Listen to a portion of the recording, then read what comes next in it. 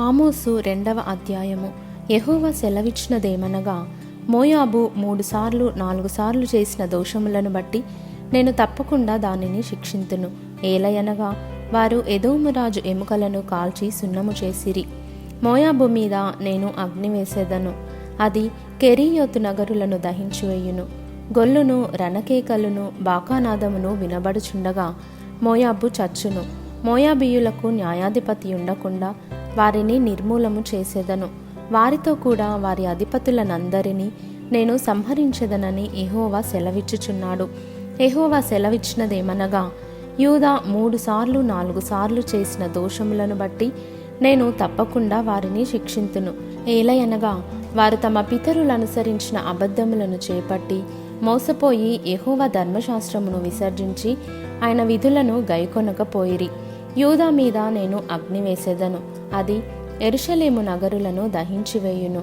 యెహోవా సెలవిచ్చినదేమనగా, ఇశ్రాయేలు 3 సార్లు 4 సార్లు చేసిన దోషములను బట్టి నేను తప్పకుండా దానిని శిక్షింతును. ఏలయనగా ద్రవ్యమునకై దాని జనులు నీతిమంతులను అమ్మివేయుదురు, పాదరక్షల కొరకై బీదవారిని అమ్మివేయుదురు. దరిద్రుల నోటిలో మన్ను వేయుటకు బహు ఆశపడుదురు, దీనుల త్రోవకు అడ్డము వచ్చెదరు. తండ్రియు కుమారుడును ఒకదానినే కూడి నా పరిశుద్ధ నామమును అవమానపరచుదురు. తాకట్టుగా ఉంచబడిన బట్టలను అప్పగింపక వాటిని పరుచుకొని బలిపీఠములన్నిటి యొద్ద పండుకొందురు. జుల్మానా సొమ్ముతో కొనిన ద్రాక్షరసమును తమ దేవుని మందిరములోనే పానము చేయుదురు. దేవదారు వృక్షమంత ఎత్తైన వారును సింధూర వృక్షమంతా బలము గలవారునగు అమోరీయులను వారి ముందర నిలవకుండా నేను నాశనము చేసి తిని గదా. పైన వారి ఫలమును క్రింద వారి మూలమును నేను నాశనము చేసి తిని గదా.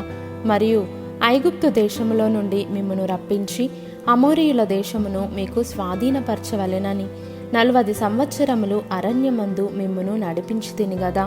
మరియు మీ కుమారులలో కొందరిని ప్రవక్తలుగాను మీ యవ్వనులలో కొందరిని నాకు నాజీరులుగాను నియమించి తిని.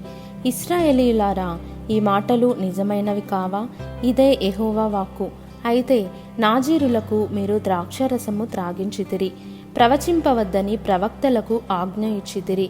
ఇదిగో, పంట చేని మోపుల నిండుబండి నేలను అనగద్రొక్కున్నట్లు నేను మిమ్మును అనగద్రొక్కుదును.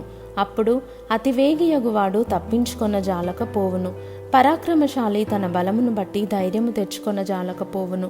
బలాఢ్యుడు తన ప్రాణము రక్షించుకొన జాలకుండును, విలుకాడు నిలువజాలకపోవును. వడిగా పరుగెత్తువాడు తప్పించుకొనలేకపోవును, గుర్రము ఎక్కినవాడు తన ప్రాణమును రక్షించుకొనలేకపోవును.